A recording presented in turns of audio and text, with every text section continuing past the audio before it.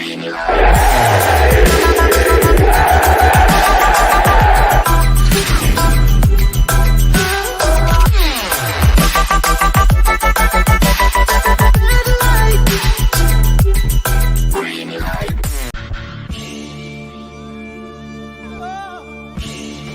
is Daniel Smith from Jets Guru. Welcome to the show. All gas, no brakes. Let's go, Jets. Woo! Can't wait.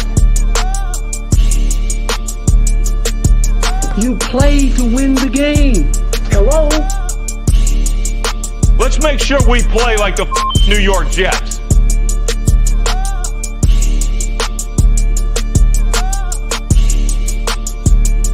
What's going on, Jets Nation? CJ the Painkiller D. Simone here, and you are watching Jets Guru.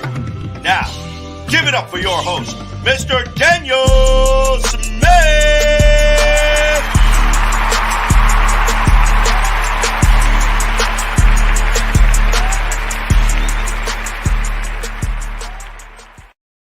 What is going on, Jets Guru Nation and Jet fans all across YouTube and Facebook? Welcome back to Jets Guru. We are getting back into the groove of things. You know, it's like shaking off, like the cobwebs, like we're getting back. We're in training camp right now. We're coming back from vacations. We're coming back from rescuing people from dying. We are doing a lot of different things here. A lot of different change, a lot of different opportunity, a lot of different unknowns still about what we're doing out here. But the one thing that we do know is we want people to be part of Jets Guru that really have a passion for doing the show, that just aren't showing up just to show up, that actually want to promote the show and want it to grow. Because I am sitting here and putting in as much time as I possibly can. And so is JR back there putting together all this nice stuff. So much to the point that everyone keeps trying to recruit my boy, but they can't have my boy because this is Jets Guru. You better pay the man. And I am not giving it up. It doesn't matter if you come and take our page away. It doesn't matter if you block me. We're still going to find a way to get back on our page and get to the people out there for Jets Guru that love us so much. We got people on our street team that are out there putting the word out each and every day. And I want to see them in the chat today, showing off, showing and asking questions and answering questions because we got so many cool fans from all over the internet that come in. We got some haters out there still, no doubt, and we always are. But hey, you can't hate the hustle. Hate the game, but don't hate the hustler. I'm out here trying to do my thing. We're not getting paid for this. We're out here coming with full passion and with our paychecks for these Jet season tickets. But, man, we are back in it, and we're ready to get going. We're full crew today. It may not happen too often, but right now we're full crew. So I want to introduce you guys to Mr. Tyrus Kennedy. Bring him on the show. Bring him on in. Introduce What's yourself, happening, sir. What is going on? How are you? Oh man, first and foremost, man, I'm glad to see you back. I hate the circumstances that happen. I've been rocking with you since day one, and it was always a good time. So I really hated to see what happened, but I'm glad to see you back, and I'm even happier to be a part of it, man. So for those of you who don't know, my name is Tyrus Kennedy. They call me TK. I also have my own podcast, the Flight Deck Podcast. We too will be coming back this year, so it's gonna be a lot of great football talk between the both of us, and I'm really excited, man. Let's get it. Yeah, absolutely, man. And it's been such a crazy off season. There's been a lot of change, a lot of new players, which is kind of unexpected to me because of I really thought that we had it, but now that Aaron Rodgers got hurt, we started to see the little chinks in the armor for the Jets of what was still left over. I think it was a bit naive of me to think that they were going to fix so much in one offseason, even though they did make a lot of change in Aaron's first offseason when he came. They probably did need some seasoning, and they did. And I think Joe, once again, for it seems like the third or fourth straight year, addressed the offensive line in a major way. Now, is it going to work? Is everyone going to stay healthy? I'm not really sure, but you can't blame the man for bringing in the guys that he did And I always try to remind people, Tyrus, that, just because they're available doesn't mean they necessarily want to come to the Jets or that the Jets are going to get them. Yeah. And that's the thing, man. That's the one thing I really hope fans start to understand. Just because, like you said, they're available doesn't mean they're coming. It is a lot of factors people need to take into account. One, these guys are smart. They're business minded. They are a corporation, amongst themselves. So they're looking at taxes. They're looking at fees going out, cost of living, so on and so forth.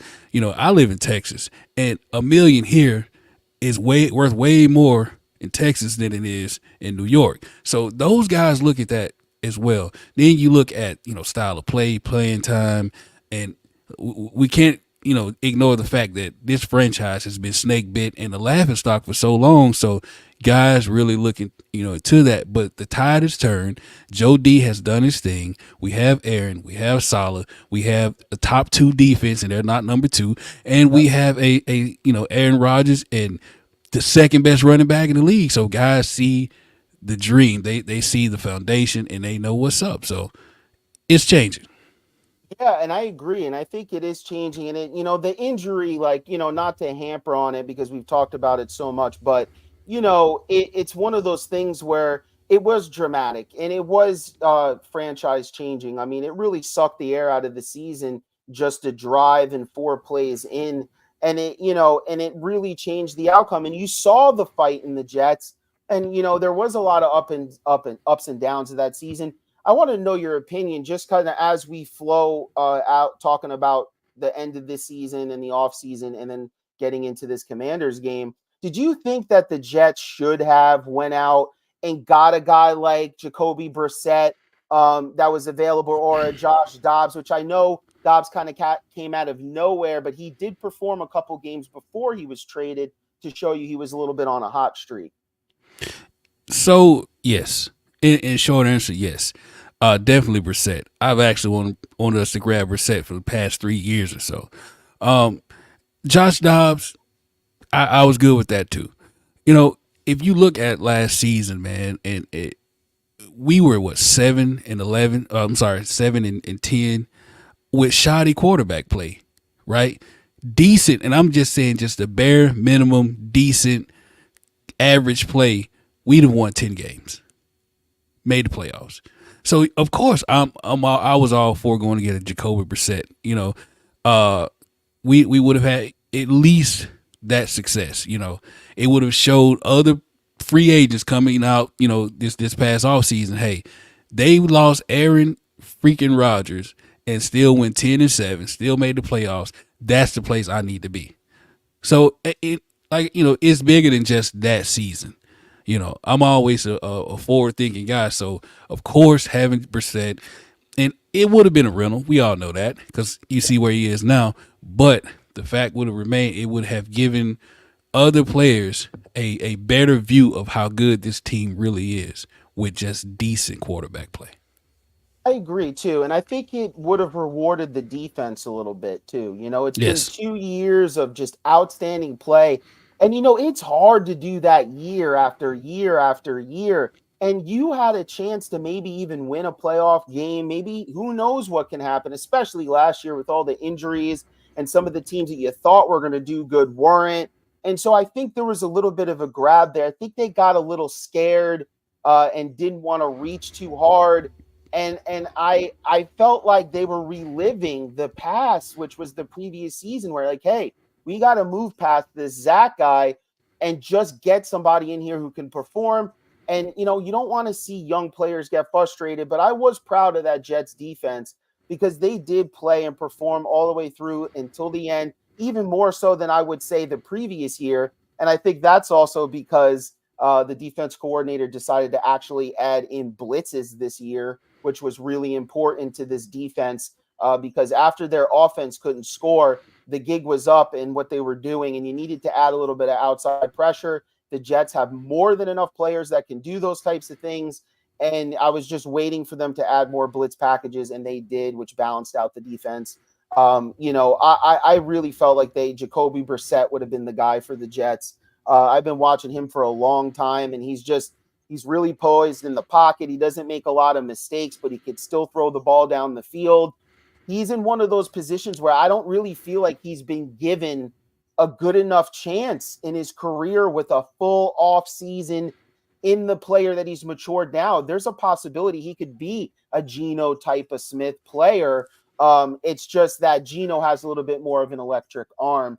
And Geno, but same thing with Geno. He had to wait a little longer. But we could get into conversations about the black quarterback and what that could possibly be and why you're not getting these shots, but other quarterbacks are. But that's a conversation for a different day. Right. But I definitely think that the Jets should have went out and got a guy who can go out there and perform a little bit better. Now, for instance, what did you think at the end of the season? Now we're going to get into it a little bit, and I think actually that's on the deck for later. So let's not stress JR out here so he doesn't have to switch too much. So let's get into a little bit of this Commanders standout of the Commanders game. And there's a few players that I really like. Tyrus, are there any players that you really enjoyed watching this game, or someone that stood out to you? Yeah.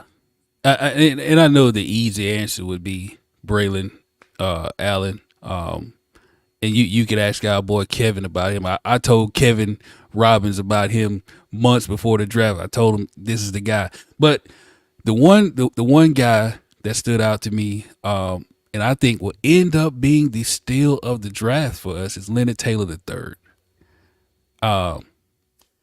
He got great pushback, great pressure, and I honestly believe, man, he's going to end up starting right next to Q. He's going to end up causing a lot of problems because he's athletic.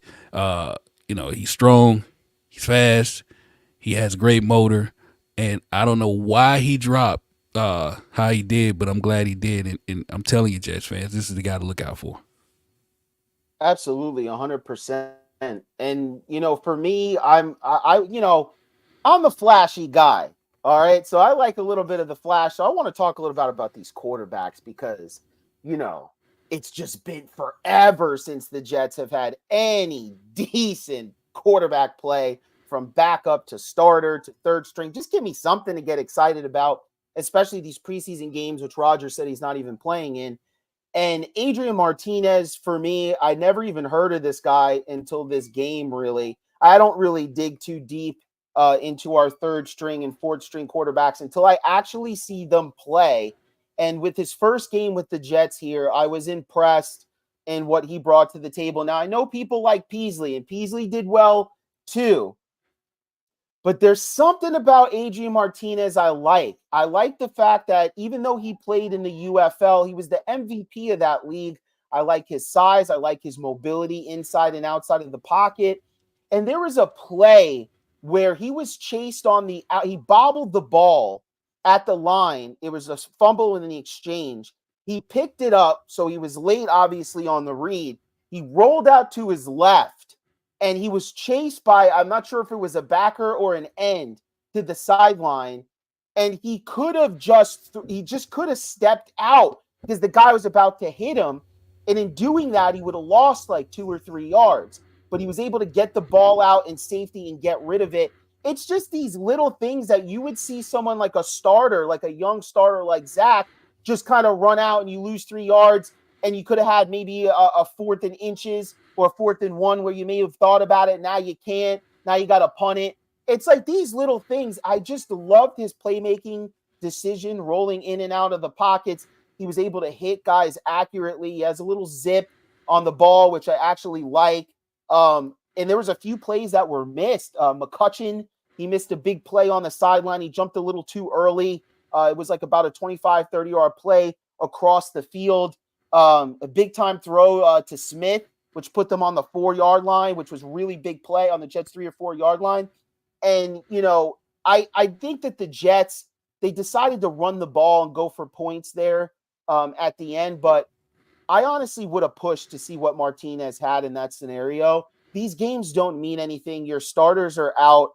You're thinking, hey, this could be maybe a guy that our history. This guy could be our starting quarterback in a couple of weeks, knowing the Jets. And I would have pushed, hey, you're at the 20, 30-yard line. let's see what this kid can do. Could he orchestrate a drive? He already brought us down here 2 times. Could Right. he actually put together a touchdown drive? But other than that, I was super impressed, and I am so excited to see him and Peasley kind of go head to head in this next game. Yeah. So the one play that stood out for me, you mentioned it, was the toss to Brandon Smith, right? His pocket presence was magnificent, right? Like we didn't see that with Zach. We didn't see that, with anybody, honestly. So to see him, stand tall in the pocket when the pressure got on him, he instinctively rolled to his right, kept his head downfield, and threw a rope. And Smith was double covered, right?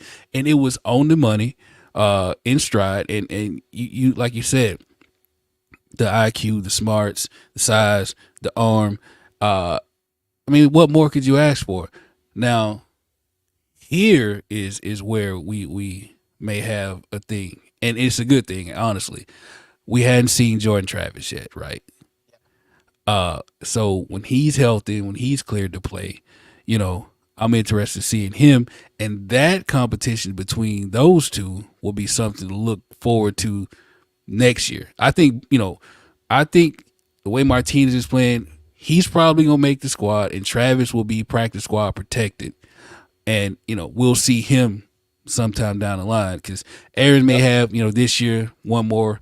Tyrod's a 1 year thing, so I'm suspecting that they're looking at Martinez like we got something here.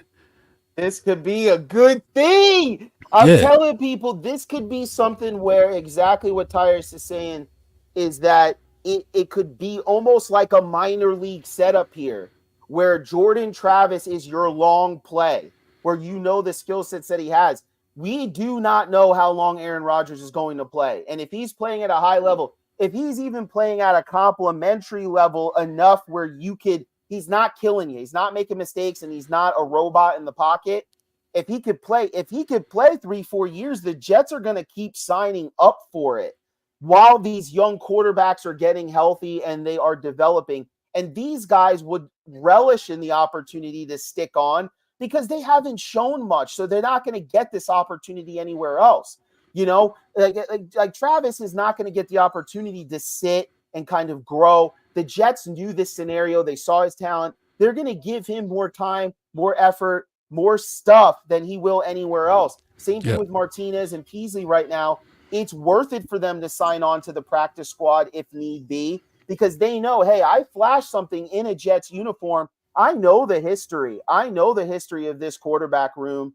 I might be starting next week for all I know. I'm willing to take a practice ride here than try to go and maybe earn a spot somewhere before the season is over.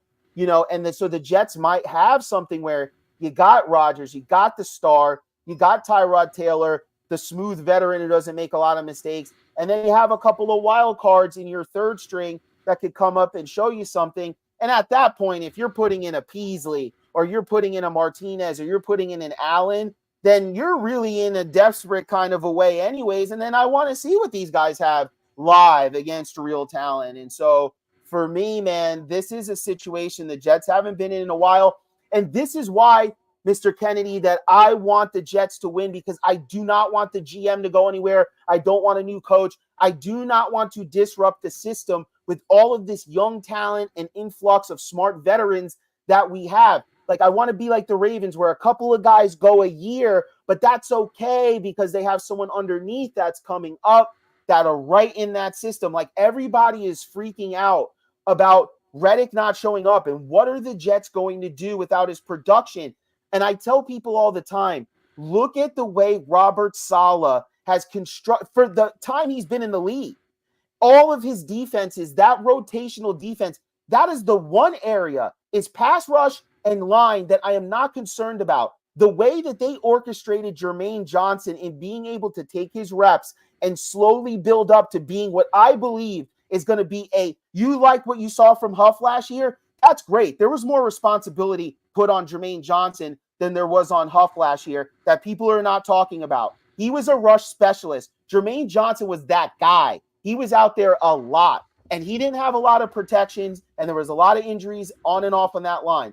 Jermaine Johnson is killing it in camp right now, and he's making a lot of heads turn, and he's got a chip on his shoulder because people are talking about him. And you know what he does against Josh Allen when you need him to. He shows up. This guy's going to have a huge year. Now, McDonald, is he a question mark? Absolutely. But the same thing was said about Jermaine Johnson. Let this guy, McDonald, get his reps first before we discount him completely. And another guy, another camp standout, someone that on the line that we'll talk about later is Kinlaw. Kinlaw has been showing up in camp as well and turning heads as well. So there is going this. Everyone's JFM. I'm not concerned about this line with Clemens and Williams, and I'm not concerned with this at all. So I love what we're seeing from the New York Jets as far as their depth perspective in their line and from their quarterback room and many other, Mr. Kennedy. Yeah. So let me just keep it real. This team will be better with Reddick than without him. But this team is constructed to the point of where I'm not worried if he doesn't come back. Right. So you brought up Jermaine. We've seen the growth. He had 8.5 last year. Jermaine would be a 10 to 12 sack guy this year. Book it. Right. But he's also way better in the run than people realize. You talk about responsibility that Huff didn't have. He had it. He was there against the run, and he showed up time in and out. So I'm not worried about that. You brought up Kinlaw, beast. Injury has been his problem, not really production. It's always been injury. So he stays healthy. We got something there. Solomon Thomas has bounced back with the Jets. He was a forgotten guy in San Francisco. People laugh when we got him, and he responded with 5.5 sacks last year. I believe it was 5.5. You go further down the line. Of course, Quinnen is Quinnen. We don't have to talk about him. I think Taylor's gonna be fine. McDonald, he is a question mark, but he has the talent, speed, and bend to be a problem as well. In limited reps last year, he gave us 3.5 sacks, a few hurries, a few hits. So I expect to see him, take that next jump. If he gets regular time, he'll get 7-8 sacks. I guarantee it. So as far as Reddick, honestly, he can kick rocks. Your word is your bond, and you break your word, you really ain't much of anything, in my opinion. Now, I say that now, but I will also be cheering for him if he comes back and gives us 10, 12 sacks. So I'm not going to hold you. But from where we stand right now, what we've seen guys do in practice, and what we're hearing about, it'll be just fine without him. Better with him, but just fine without him. Absolutely, and I'd like to see Tanzel Smart finally get a chance. He's always Tanzel, and he's been kind of on the outside looking in always when they make their last cuts, and But like I said, there are guys that in this Jets system that it's not. It's like you said, Kinlaw. Like Kinlaw had his best statistics in Saleh's system his rookie year. Now it's the same system, and there's a reason why he's turning heads in camp. Because now he's going back to the same way and play style that he really enjoyed playing his rookie year. Now he's a little bit more of a developed player. He's a little stronger now. And I think you could see a big year from him if he could stay healthy. The Jets, if you've noticed, under Saleh, had guys like Jefferson, different guys come into camp that have played well into the season because of this system. It allows you to be fresh. And it's not an understatement when you have a solid rotation up front. When you have an anchor like Quinnen Williams, who's taking 2 guys on 1, so that's freeing up somewhere, some way, somehow. Someone's going to be free either through a gap on a blitz or a player one-on-one is going to free up. And when you have that rotation, when you get into the late third and fourth quarter, you could really cause some issues. And then you have guys like Mosley, who's picked up in coverage. He's already a fantastic tackler. Quinnen Williams is a berserk freak. The way he runs around with all that energy. It's like the Jets really get up to play defense. And then you got cornerbacks even going to the slot that can cover. So it's giving that defensive line a little bit of extra time. It's just this whole thing is set up perfectly, and Reddick is actually ruining his opportunity for him to cash in and make huge money because everyone's looking around saying, this is the defense, dude. You're playing for the best defense in the league. You say you're that guy, then show people you're that guy. Now, I'm going to get into this a little bit, my friend, because I had some haters come out to me that like the Jets, they knew what they were getting into. This is why the Eagles were trying to get rid of him and they had Super Bowl aspirations, that, all this kind of stuff. Yes, we know that. Why would a Super Bowl team, a team on the cusp of the Super Bowl, get rid of a player like Reddick if they could just sign him? Well, everybody's cap's a little bit different. Everybody has players and positions where they're signing is a little bit different. The Eagles are focused on different things other than what they want to pay someone like Reddick who's going into his 30s. The Jets are designed a little bit different where they're looking for a little bit more firepower to put themselves over the edge, so they wouldn't mind necessarily paying a guy on a 3-year or 4-year contract, with that 4th year being whatever, and paying a guy like Reddick to be able to come and play. Now, here's the difference here. We have a track record, and I want everybody to know this. You could like Joe Douglas, you could hate Joe Douglas, whatever he is. He's been the best GM fiscally and making deals and trades that we've had in my lifetime. Sorry, I don't care what anybody says. He worked us out of a huge mess, and he reinstored a face for the New York Jets, okay? So then that way players like Reddick don't come in free agency and you think you got them, and then they're just looking to gauge so that they could go to a better team. He stopped that a long time ago. You know what else he stopped? He stopped players like Jamal Adams, safeties who have overreached, players who have overreached in their system because the Jets allowed him to play that free and play that close to a line. But in passing NFL system, safeties need to be back there. This is not the 90s. We need you in coverage, sir. And so he was allowed to do those sack things and those exciting tackles and hits at the line that everyone was so happy to sign him for tons of money about because of our system. But Joe said, no, we are going to put values on positions. This is how you work yourself out of trouble. This is how you become the Steelers. This is how you become the Ravens. You don't overpay for certain positions, Mr. Kennedy, and fans don't understand that. So this is what Mr. Douglas has done. We are no longer jokes in the league to other franchises when we make deals, contracts, moves, and draft picks anymore. And so whoever is advising Mr. Reddick should have known this, because I'll tell you this, and I'll tell you this very clearly, and everybody else, Joe would have made this deal if Reddick came out in the meeting and said, I am not showing up day one until you pay me. And Joe would have said, okay, well then we're not going to deal you. What had happened, the only logical thing that happened, because I'll mind you, this is what Mr. Reddick said the day after he was traded. He said, I quote it, or right around there, I looked at the roster and it's one of the first things I did after the trade, Mr. Reddick said. I can pretty much guarantee that great ball is going to be played here. This is what Mr. Reddick said. Does that sound like someone who has an issue with disputed contracts or issues with the terms at hand? No. Did he also say, listen, I love the team, but I'm going to have to get paid before I showed up? No, none of that was said, which leads me to believe if he was that happy after the trade and nothing was an issue, that there were terms discussed on how he was going to get paid, and they have come out. And Joe Douglas on the trade, okay, he has said since this whole thing has came out, he said, since discussions started in March, we have been clear, direct, and consistent with our position with the trade. So that is telling me that they have stood firm in whatever their position was. And for me, and this is for me, the Connor Hughes came out and said the Jets were willing to negotiate any length, any money deal, as long as he performed, as long as he came out and showed. He has not showed up for anything. And no one did their homework to let this man know that Joe Douglas is not that guy. to bully around, and that the Jets are the number one, number two defense without Mr. Reddick.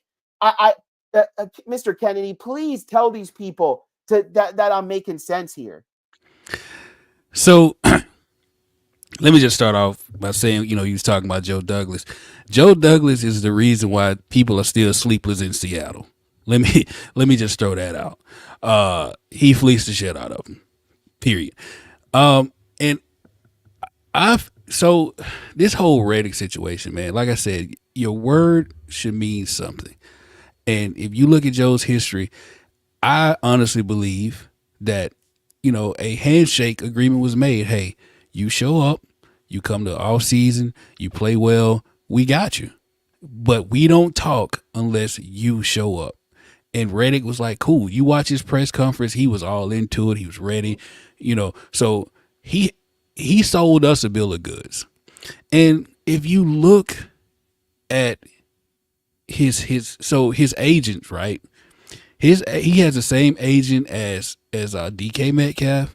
He has the same agent as Elijah Moore.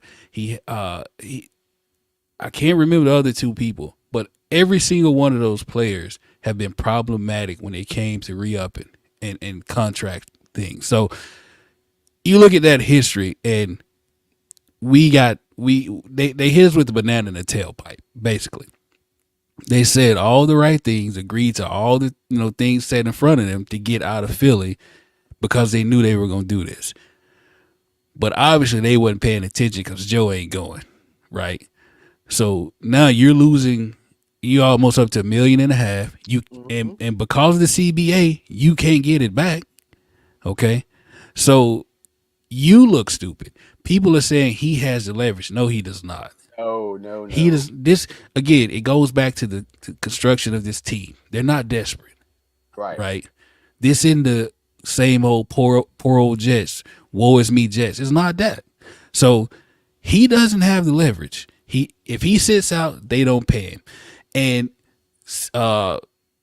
who they traded, Philly doesn't get that second round, or they get a fourth or whatever it is. It reverts to a lower round. And when he leaves next year, if he doesn't play a lick, we'll get a comp pick back for him. So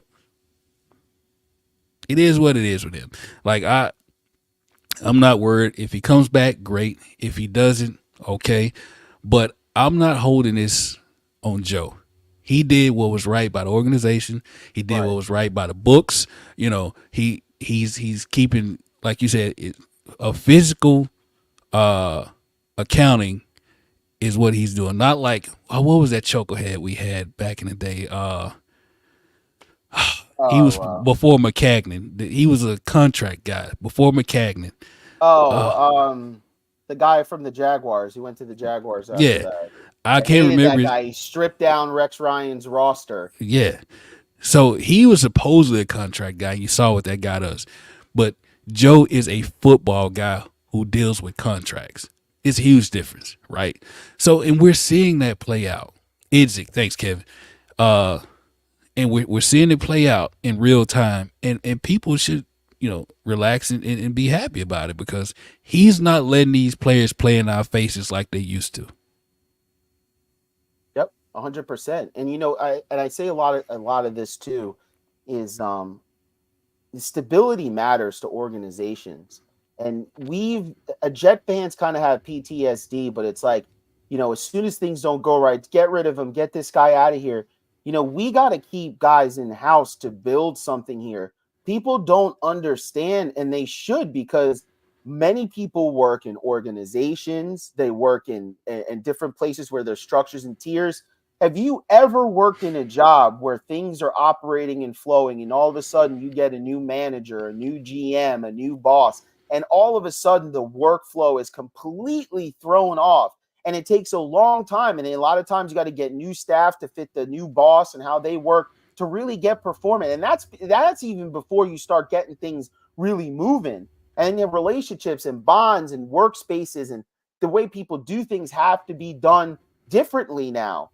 And there's so much young talent on the Jets that needs to be resigned coming up, that if the Jets had to restart I could see a lot of these young players, Wilson, Sauce, Williams, all these guys start to say, you know what?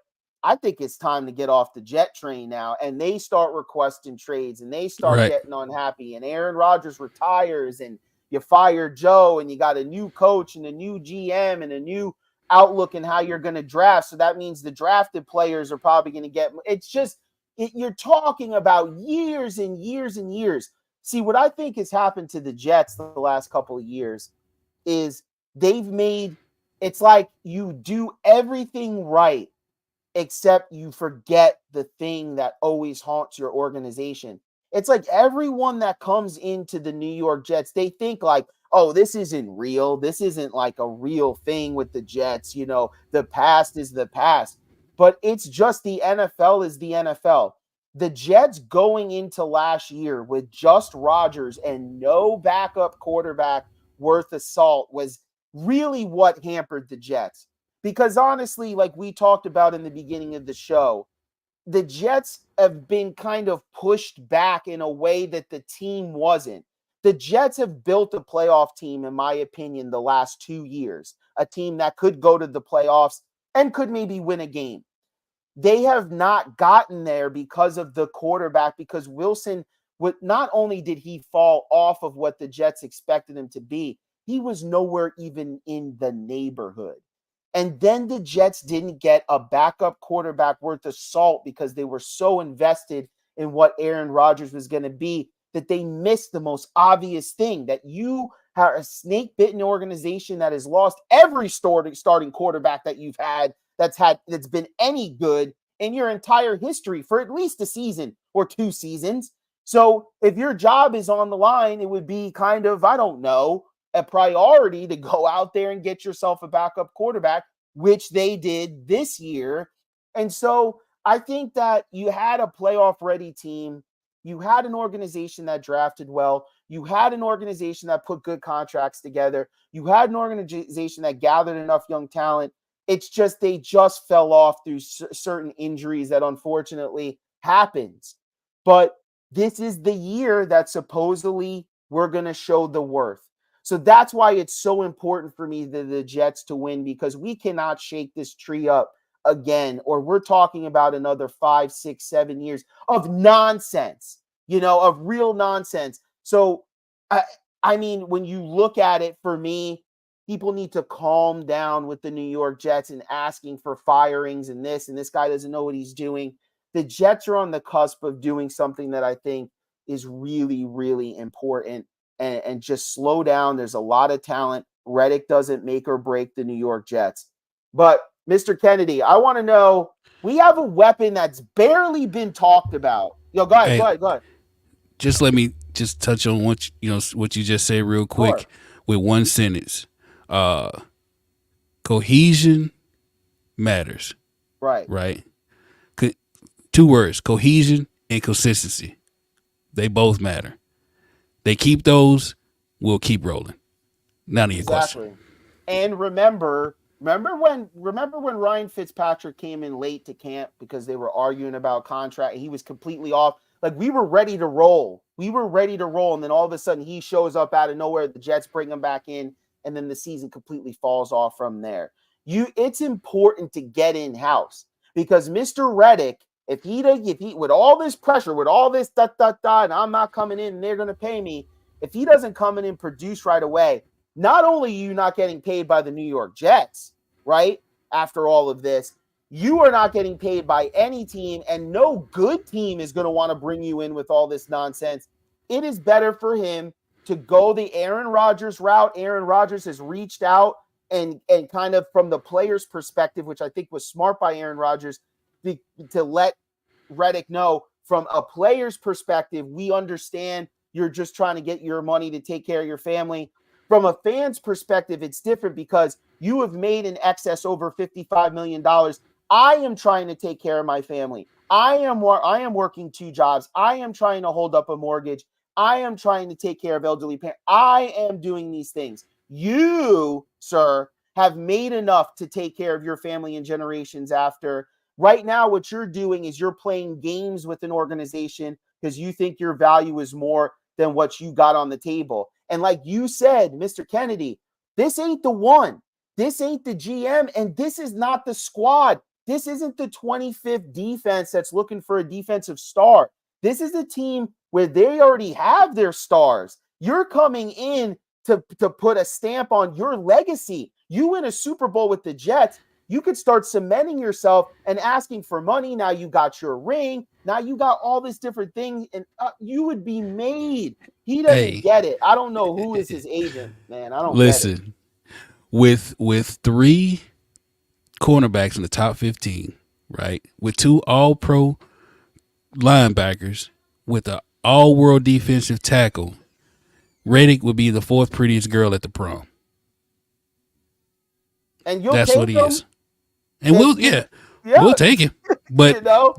don't come in and act like you are that guy. You aren't him here. You may work, was that there, but here you're not. And that's just the reality of it. And especially because we don't have any tape with him in this system with these players. And now you're starting to see, to me, there's a mental weakness there as well when players do stuff like this. This isn't a player, remember when Leon Washington back in the day, he was asking for more money, right, from the New York Jets after his big year. And the Jets said that they weren't going to pay him. And he's a hardworking guy. He came out and he said, you know what, I'm going to come out and I'm going to play for the team. They're going to give me a contract. He comes out, gets hurt that year, never gets that contract from the Jets. And he ultimately he did make a Pro Bowl with the Seahawks, returning, a couple years later, but that was kind of the end of his flash. And so I understand that players are trying to go out and get their money. But again, it is hard for a logical human being like myself. It is hard for me to get to understand you as a person when you have already eclipsed that. You're not in Leon Washington's camp. You're not the undrafted free agent. You're not the veteran at the end of his deal that just maybe started. You remember when Calvin Pace was at the end, but he kept producing. He's still kind of reaching for contracts. You're still in your prime. You've already made a lot of money. You could still go and make moves and do things. There's no need for this. You're part of a good team, a good core you got here. Come in, get paid, rack up a ton of sacks, be a New York Jets legend. People will love you forever. If this New York Jets team somehow wins, even gets to the Super Bowl, they don't even got to win. If this team gets to the Super Bowl and just shows up and loses a heartbreaker, things happen, they will remember, oh my gosh, I remember you had 12 sacks that season. Be a line of people out the door. Last time the Jets were in the Super Bowl, this guy showed up. He had 2 sacks. It's unfortunate they didn't get the win. We show up for Mets teams that are 40, 50 years old, teams that I don't even remember. Hardly. I was a couple years old, but we reach out to these teams. New Yorkers, look at what Brunson did. Brunson gave up $100 million so that the New York Knicks can get better players to extend their legacy as a team, their run, so that they can be more productive. Because ultimately, if you're in the playoffs, that's when the nation is seeing you. Not just New York, not the Northeast, but the whole world, the United States is seeing you, man. Think big time. You want the Jets to be a good team, right? You want to. He's not. He's not thinking about the Jets. If they sign you for a ridiculous contract, Jamal Adams style, then how are we going to sign Sauce and Wilson and all these players? We got to find a way to make it work for where when Reddick is coming off the books, these other guys come off, and Joe knows what he's doing because he has a track record for it. So please put the emphasis off Joe, put it on Reddick, and Reddick come in and earn your check. But now for Mr. Kennedy, one guy that has not been talked about to me at all in the offseason, because he really hasn't been around, he just came off, is Mr. Mike Williams. I mean, as you could see, he's had productive seasons. He's on the back end of his career as far as wide receivers are concerned. He's always had an injury bug, but when healthy, always performs when healthy. Where do you think he fits in on this roster? Like, how important is he and where does he fit in? A healthy Mike Williams makes us a problem. Like a real problem. So you talking about a guy, he's what, 6'4", 6'5". Hopefully he can still fly. Even if he loses a step, he's still in the 4-4 range, 4-4-5, somewhere up in there. He's tall, physical, can high point. He makes it to where you can't double Garrett. You know, with a healthy Mike Williams, Garrett becomes Keenan Allen, 100-ball catcher. You know, easily. It does help having Aaron Rodgers, of course, but he makes it, you know, impossible for them to just hone in on one person, especially with the run game, especially with, you know, with Corley hopefully coming along, Lazard hopefully coming along, you know, whoever that third wide receiver is, he will help all of them. Now, health, of course, is an issue, especially when you're dealing with knees and all of that. And I do worry about that. But we're talking about a guy who has, you know, 2,000 plus yard seasons, double-digit touchdown season, a guy who can really get after it and, you know, and be that guy. So I tell you what, if he's healthy, we can possibly have a 2015 type of season with 2,000-yard receivers, possibly double-digit touchdowns. Yeah. Yeah, I agree. I mean, this could be a dangerous New York Jets offense.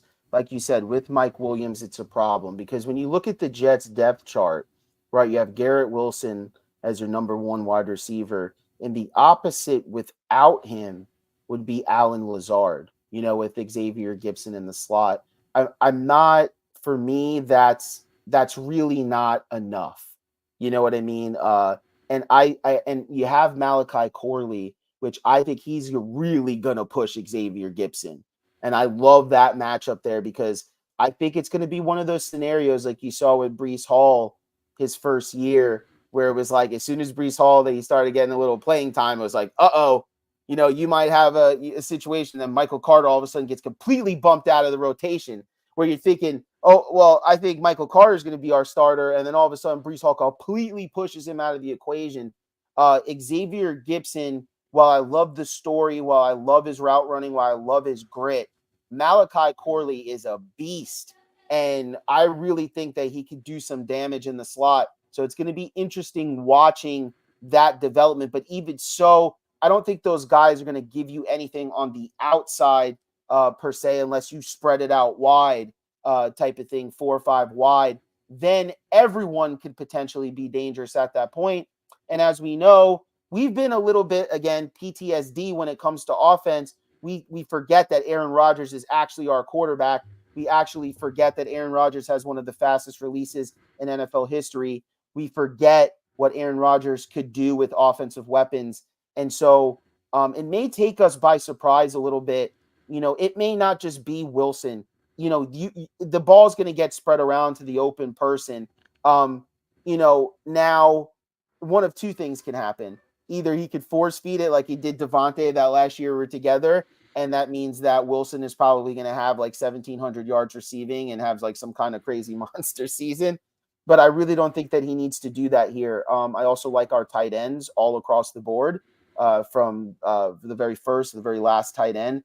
But I think Mike Williams in this offense, like you said, it changes everything. It takes the pressure off of Lazard if he's still on this roster, where you can use him situationally.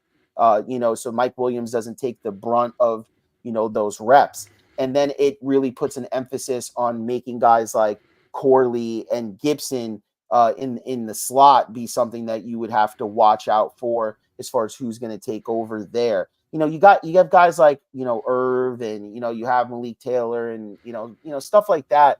But those guys are going to be here and there. I don't think they're really going to factor in too much, you know, into the discussion. I think that if you're looking for more depth that's going to play more and be more impactful, I would say the running back position. You'll see a lot of guys. You can go into the depth of that roster that I think are going to pay more dividends than you'll see some of the 4th and 5th receivers on this roster. So 3 things. One, whenever they play 4 wide, they will be a load. They will be tough to deal with because, you know, you got all this height on the outside with Lazard and Williams, both, you know, twin towers, 6'5".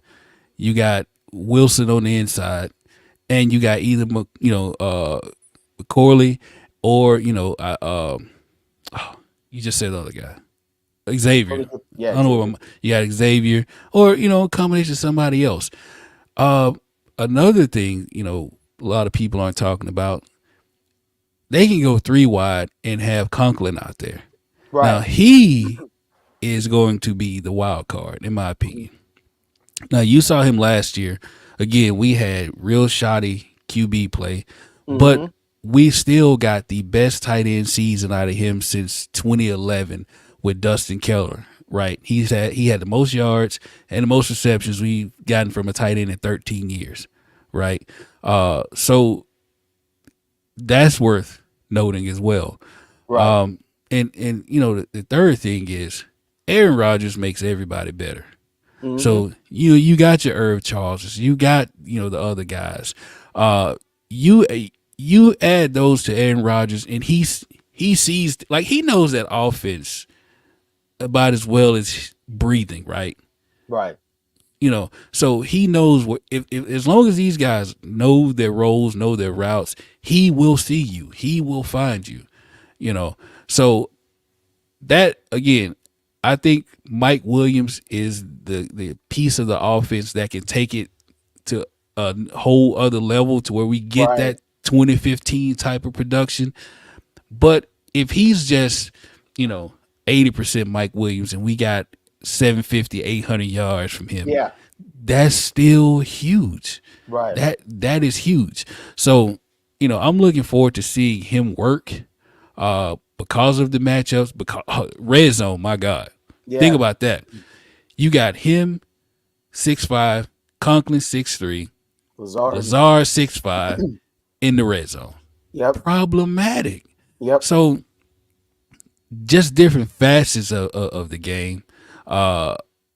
His size and speed combination will make it difficult for other teams, and that's what I'm looking for. Yeah, absolutely. And I think there's a lot to be squeezed out of Conklin for sure. And there's a reason why the Jets, they have Kuntz at that second spot. They really like him too a lot. And he was productive before he got hurt in college. I think that there's a reason why they let their tight ends go, and so they elevated him. So I do believe that 100%. Mike Williams to me is like the Reddick of the offensive side. With him, I think we could really be an issue. Without him, I still think that we're going to be good to go. But for Mike Williams' sake, offensively for this Jets team, I know Lazard's going to be better paired with Aaron Rodgers. I know he is, but I don't want the Jets to have to lean on him. And again, I'm not worried about the ins and outs, the crosses. Malachi Corley and Gibson can give you a lot of production from there. The other thing that I wanted to talk about before we wrap this up, because we didn't get to speak on him too much because we know he's a fan favorite, but he just recently became a fan favorite because me and you have been talking about Braylon Allen from the very beginning. I mean, this guy is an absolute beast. Moses Morgan already came out and said, people don't want to tackle this guy when he gets going. Like, this is a big dude, you know what I mean? And this kind of gets me really excited because it's going to spell Brees. And what it's also going to do is, in those cold games, in those late games in the fourth quarter, in those snow games, we don't have to put our Ferrari out there slipping and sliding when we got this beast. And you never know.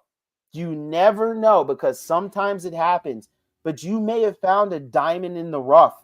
And all of a sudden, you have a guy that is just as talented, but just in a different way, a different style. And all of a sudden, you got that boom, boom. You got that 1-2 punch. You got that spell. And this offense, like we were talking about, there's not a lot of holes in it. We obviously got to stay healthy going all the way into game one, but there's not a lot of holes. There's a lot of like weird questions, like, is Tippmann going to fix his snapping issues and stuff like that? But I think he will, and I think this team will Yeah, get it together. I think they're playing it smart with leaving out their starters. No one needs to prove anything. Another player, too, is Fashanu. That's another guy that he's just, what a pick by the Jets. I know it was the safe pick to get the tackle. But you already have veterans like Tyrone Smith coming out and saying, we're learning from this guy. Like, I mean, he's got a smile on his face. I think he's going to be around a long, long time, and there's no pressure. This is what I love about the way that Joe Douglas is starting to design his roster now that we're a couple years in. And you can't really build what the Steelers and the Ravens have unless you let a GM stay for 5 to 10 years. So you can have that rotation of contracts coming in and out and young guys coming up. And you're starting to see it where we can start letting players. We don't need JFM and Huff necessarily if we have all these other guys trickling around. We won't need, Lazard once Corley makes a name for himself. And all these things start falling into place as players fade out. It's called being smart. We just haven't seen it in a very long time, and it's taking us a long time to get used to it. And unfortunately, the injury bug has delayed a lot of the successes that the team has on it. It just hasn't been taken to the next level. Yeah, I agree with all that you said. So I want to touch on real quick the players that you mentioned. Okay, let's start with Braylon Allen. And when it comes to Braylon Allen, Miley Cyrus said it best. I came in like a wrecking ball. That's what you got with him. Mm-hmm. We're talking about a guy who averaged 6 yards a carry for his career in college, about 36, 40 touchdowns, somewhere up in there. But he is a load.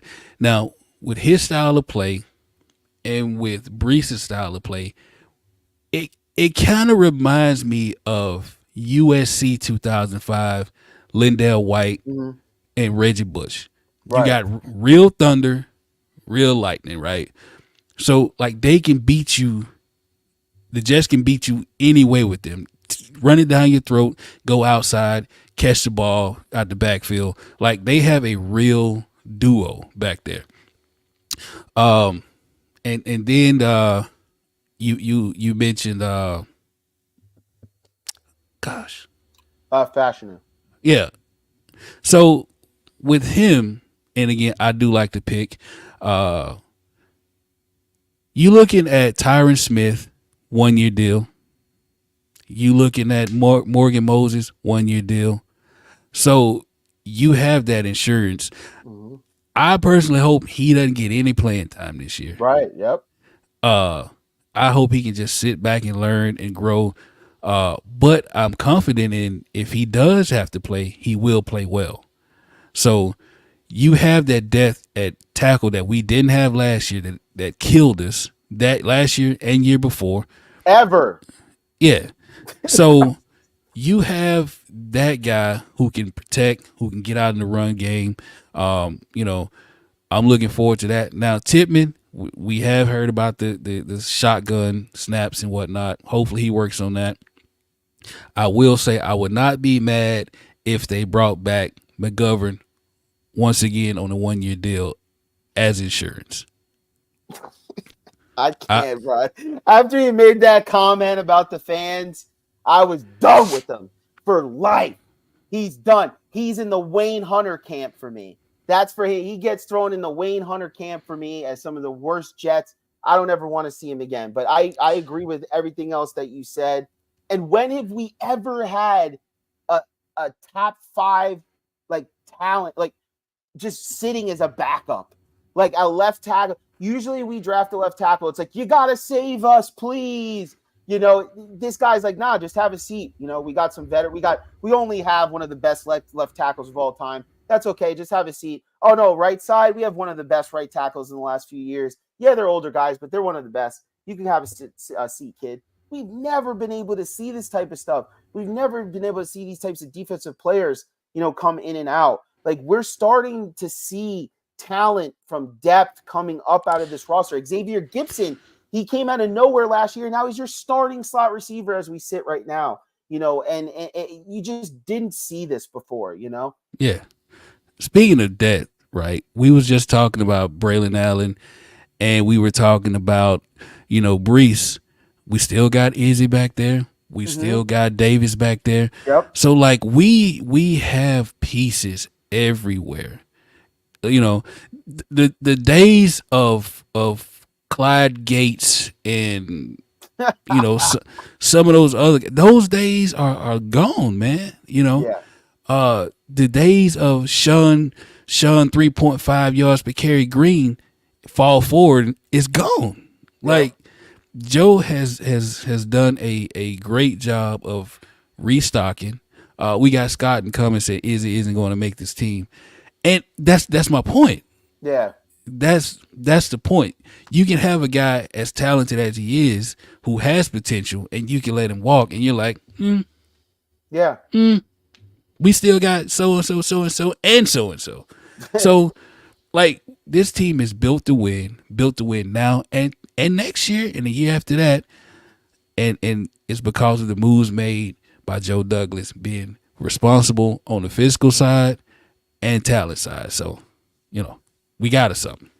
Absolutely. All I ask people to do for Joe Douglas is look at it like this.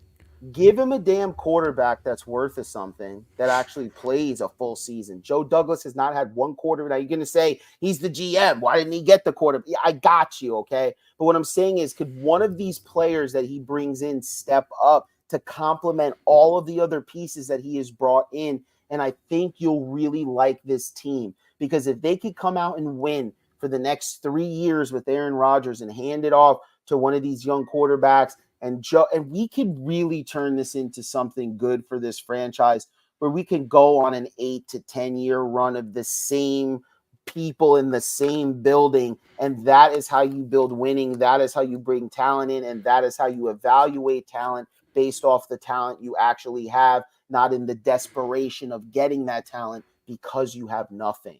And there is something to that. Being desperate and knowing where you stand, there's two different things. And I think we need to look at that. Then we don't look at that enough. So listen, you got to come on the show more, man. This is what we're talking about. This is what the Jets Guru fan base is craving. We need somebody else. We need more gurus in. We need you in more often. So hopefully, Mr. Kenny, I know he's busy. He's got like actors and all these popular people coming through his airwaves. So I know it's Yeah, hard to man. get on.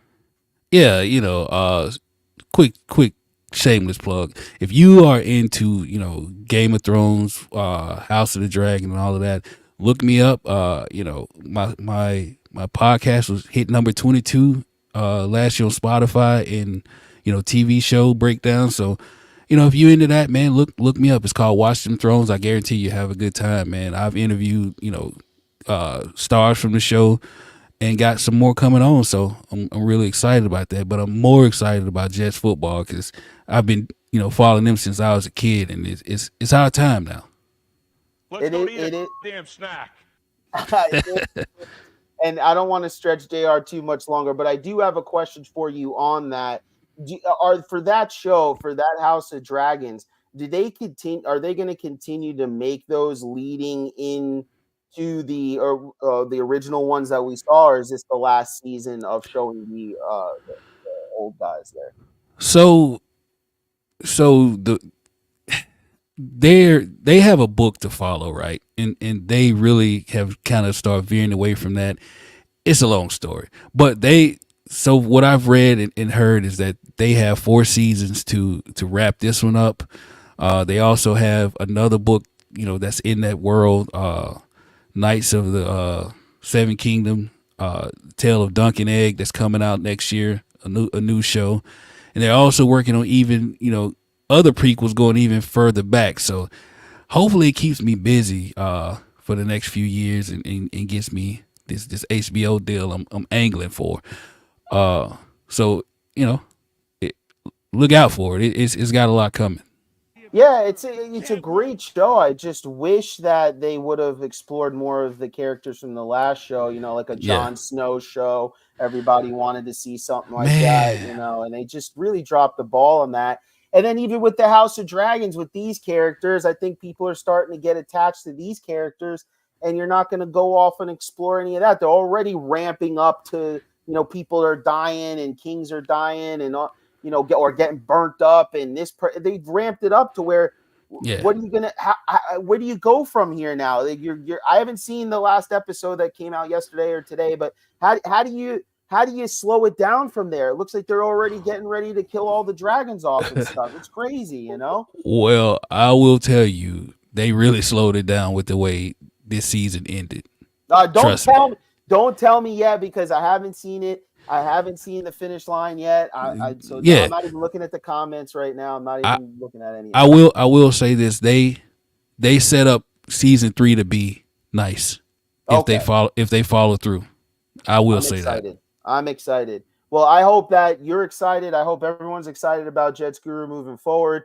Thank you so much to everybody on YouTube for tuning in. I know we got Kevin on there. We got Roger on there. We got a few people. Kobe jumped in. You know, the Sun's got to jump in and show some praise. Rockness Monster, thank you so much for jumping in. And all you guys from Facebook that tune in all the time and show all your support. We're going to be rocking this out every Wednesday, 8 p.m. Eastern time. On the days that we don't have the full production, I'll still be on giving my tops, but we need to steal JR forever. And hey, keep sharing, keep liking the show. I mean, this is the only way that we get moving. This is why we were able to get, you know, different people from ESPN to come on the show, different Jet players. You know, we have to build it. And the only way to build it is by sharing it. And you guys have known me long enough now that we could do something special here. We had a little bit of a setback, but we're back on the horse now. We're running full steam. You'll see me around the stadiums. You'll see me online.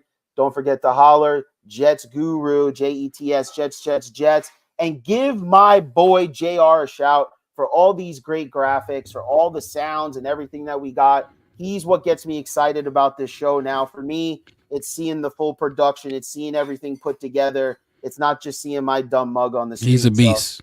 So he's awesome, and nobody else can have him except for the Jets Guru, or you're going to have to pay him dollar bills, dog. So Jets, Jets in the house. Peace. What you know about rolling down in the deep? Riding in the deep. Down in the deep. Now I know y'all be loving this shit right here.